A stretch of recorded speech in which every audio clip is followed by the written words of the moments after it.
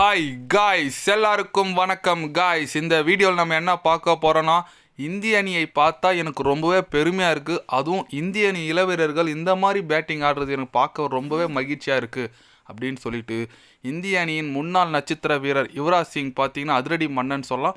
அவர் இந்திய அணி இப்போ அதிரடியாக விளையாடுறது குறித்து, அப்புறம் இந்திய அணி குறித்து சில பல கருத்துக்கள் பேசியிருக்காரு. அவர் என்ன பேசினார், ஏது பேசினார் சொல்லிட்டு வீடியோ டீட்டெயில்டாக பார்க்கலாம். அதுக்கு முன்னே நீங்கள் நம்ம சேனலுக்கு புதுசாக வந்திருந்தீங்கன்னா ஒரே ஒரு சப்ஸ்கிரைப் மட்டும் பண்ணிவிட்டு வாங்க, வீடியோக்குள்ளே போகலாம்.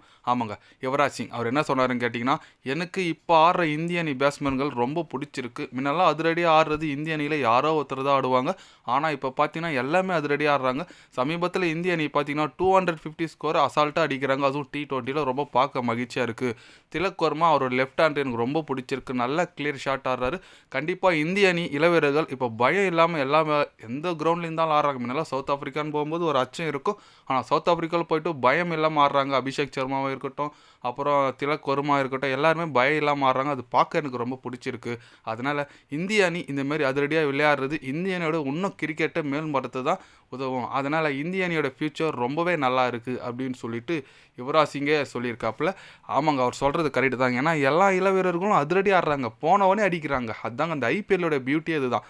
போனவனே அடிக்கிறாங்க. நீ பவர் பிளேலாம் இரு, எதெல்லாம் இரு, நார்மலாக இரு, போனாலே அடிக்கிறாங்க. அபிஷேக் சர்மா இருக்கட்டும், நம்ம இவர் ஜெய்ஸ்வால் கூட எடுத்துக்கலாங்க. இளவீரர் பயங்கரமாக டெஸ்ட் மேட்ச்லேயே அதிரடியாக விளையாடுவார். அதனால் இப்போ திலக் வர்மா இருக்கட்டும், சஞ்சு சாம்சனாக இருக்கட்டும், அபிஷேக் சர்மா இருக்கட்டும், எல்லாமே போனவொன்னே அடிக்கிறாங்க. அதனால் இந்த மாதிரி ஒரு முன்ன பார்த்தீங்கன்னா யுவராஜ் சிங், ஷேவாக்கு இதுமாரி சின்ன சின்ன எப்படி சொல்கிறது ரொம்ப இல்லை, எப்போனா ரேர் பிளேயர் தான் அந்த ஷேவாக்காக இருக்கட்டும், யுவராஜ் சிங் இருக்கட்டும், அப்படி தான் அதிரடி ஆடுவாங்க. ஆனால் இப்போ எல்லாருமே ஆடுறாங்க. அது இந்திய அணிக்கு இன்னும் ஊக்கத்தை கொடுக்கும். ஃப்யூச்சர் நல்லா இருக்குங்க இந்திய அணி. ஆமாங்க, T20 ஐபிஎல் மூலிமா நிறைய பிளேயரை ப்ரொடியூஸ் பண்ணுறாங்க. நிறைய இளவீரர்களை காட்டி கொடுக்குது ஐபிஎல். அது மூலிமா இந்திய அணிக்கு நல்ல நல்ல பிளேயர். ஏன்னா நீங்கள் எடுத்து பாருங்கள், பும்ரா, ஹர்திக் பாண்டியாவாக இருக்கட்டும், நிறைய பேர் இப்போ இந்திய அணியில் நல்ல நட்சத்திர வீரர்களாக இருக்கிறவங்க எல்லாமே ஐபிஎல் மூலிமா தான் இந்திய அணிக்கு கிடைச்சிருக்காங்க. அதனால் இந்தியா வளர்த்துக்கு ஒரு முக்கிய காரணம் கிரிக்கெட்டில் ஐபிஎல்னு சொல்லலாம். அதில் எந்த விதமான சந்தேகமும் இல்லை. அதுக்கு எக்ஸாம்பிள் இப்போ சவுத் ஆஃப்ரிக்கா சீரிஸ் பார்த்துருப்பீங்க. அபிஷேக் சர்மா, திலக் வர்மா எல்லாமே அதிரடியாக ஆடுறாங்க. ஏன்னா அவங்க எல்லாமே ஐபிஎல்லேருந்து கிடைச்சவங்க. ஐபிஎல்லில் நல்லா பர்ஃபார்மன்ஸ் பண்ணவங்க மட்டும்தான் இப்போது சவுத் ஆஃப்ரிக்கா T20 ஸ்குவாடில் போனாங்க. அதனால் அவங்க போயிட்டு இந்த சீரீஸை 3-1 வின் பண்ணியிருக்காங்க. அதுக்கு முக்கிய காரணம் ஐபிஎல் தான். அதனால் நம்ம என்ன சொல்ல வரோன்னா, இந்தியா கிரிக்கெட் T20 பக்காவாக இருக்குது. ஓடிஐ டெஸ்ட்டில் கேட்டிங்கன்னா நான் சொல்ல மாட்டேன். ஏன்னா டெஸ்ட்டு நம்மக்கிட்ட நியூசிலாந்து வந்து ஜெயிச்சாங்க. எனக்கு டெஸ்ட்டில் அந்தளவுக்கு இந்திய அணியோட ஃப்யூச்சர் தெரில.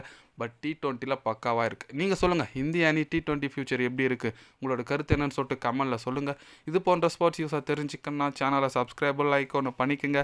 கண்டிப்பாக கிரிக்கெட் பற்றி டே பை டே சேனலில் அப்டேட் வரும். மறக்காமல் சப்ஸ்கிரைப் மட்டும் கொஞ்சம் பண்ணி வச்சுக்கோங்க. நன்றி, வணக்கம்.